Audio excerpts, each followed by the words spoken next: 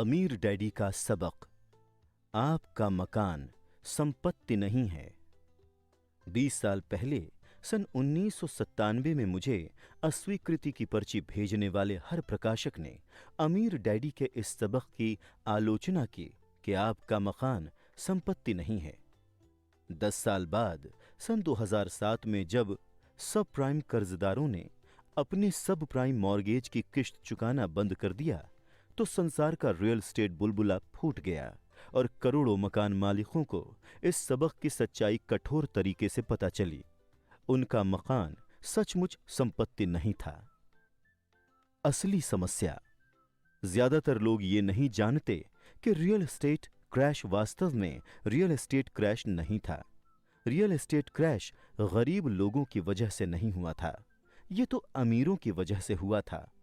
अमीरों ने वित्तीय जुगाड़ करके डेरिवेटिव्स नामक प्रोडक्ट बनाए, जिन्हें वॉरेन बफे ने सामूहिक वित्तीय विनाश के हथियार कहा है। जब सामूहिक विनाश के इन वित्तीय हथियारों में विस्फोट हुआ तो रियल एस्टेट मार्केट क्रैश हो गया और दोष गरीब सब प्राइम कर्ज लेने वालों पर मढ़ा गया। सन 2007 में वित्तीय डेरिवेटिव्स में लगभग 700 ट्रिलियन डॉलर थे। आज ये अनुमान लगाया जाता है कि वित्तीय डेरिवेटिव्स में 1.2 क्वाड्रिलियन डॉलर हैं। दूसरे शब्दों में असली समस्या कम नहीं हुई है बल्कि ज्यादा बढ़ गई है। अमीर डैडी का सबक। अमीर लोग कम टैक्स क्यों देते हैं?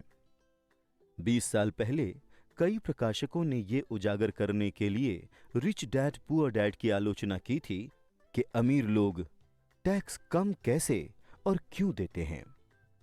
एक ने कहा कि यह सबक गैर कानूनी है।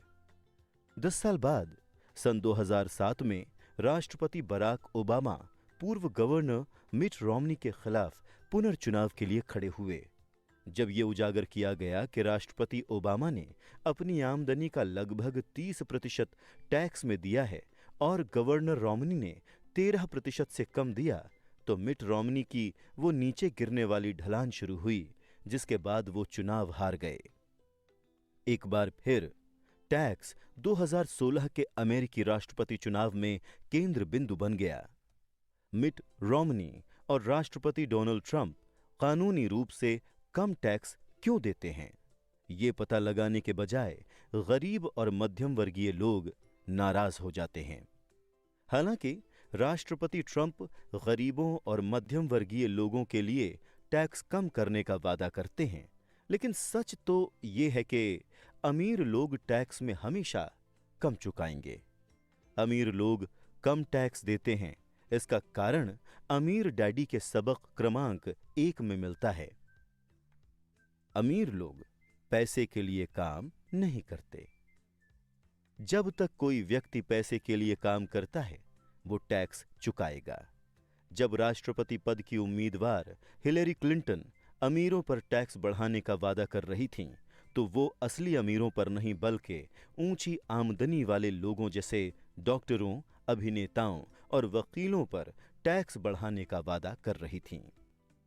20 साल पहले हालांकि रिच डैड पुअर डैड तुरंत सफल नहीं हुई, जैसे कि the Beatles Sergeant Pepper's album हुआ था, लेकिन रिच डैड पुअर डैड वर्ष 2000 तक the New York times best seller सूची में पहुंच गई और लगभग 7 साल तक उस सूची में बनी रही।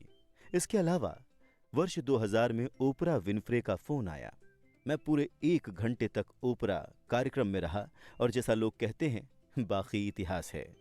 रिच डैड पुअर डैड इतिहास की नंबर 1 व्यक्तिगत वित्त पुस्तक बन चुकी है और पूरे संसार में रिच डैड सीरीज की लगभग 4 करोड़ पुस्तकें बिक चुकी हैं। क्या सचमुच कोई अमीर डैडी थे? करोड़ों लोगों ने पूछा है कि क्या सचमुच कोई अमीर डैडी थे?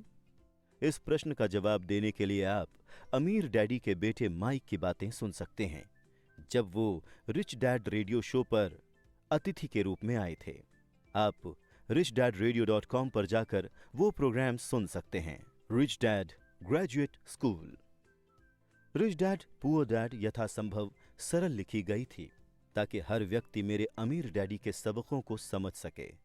जो लोग ज्यादा जानना चाहते हैं 20 वर्ष के समारोह के हिस्से के रूप में उनके लिए मैंने लिखी why the rich are getting richer, what is financial education really. Why the rich are getting richer ज्यादा विस्तार और स्पष्टता से बताती है कि अमीर डैडी ने अपने बेटे और मुझे पैसे और निवेश के बारे में क्या सिखाया। Why the rich are getting richer graduate विद्यार्थियों की रिच डैड पुअर डैड है। ये रिच डैड विद्यार्थियों के लिए ग्रेजुएट स्कूल है। एक चेतावनी और एक आमंत्रण। हालांकि मैंने why the rich are getting richer को यथासंभव सरल रखने की पूरी कोशिश की थी, लेकिन अमीर लोग सचमुच जो करते हैं वो आसान नहीं है, न ही उसे समझाना आसान है। अमीर लोग सचमुच जो करते हैं उसके लिए असली वित्तीय शिक्षा की जरूरत होती है, जो हमारे स्कूलों में नहीं सिखाई जाती। मैं सुझाव देता हूं कि पहले आप रिच डैड पुअर डैड पढ़ें। इसके बाद अगर आप और ज्यादा जानना चाहते हैं तो शायद why the rich are getting richer आप ही के लिए है। अतीत, वर्तमान और भविष्य के मेरे सभी पाठकों को द रिच डैड कंपनी के हम सभी लोगों की ओर से 20 बेहतरीन वर्षों के लिए आपको धन्यवाद। मानवता के वित्तीय कल्याण को ऊपर उठाना हमारा मिशन है और ये एक समय में एक जीवन और एक व्यक्ति से शुरू होता है।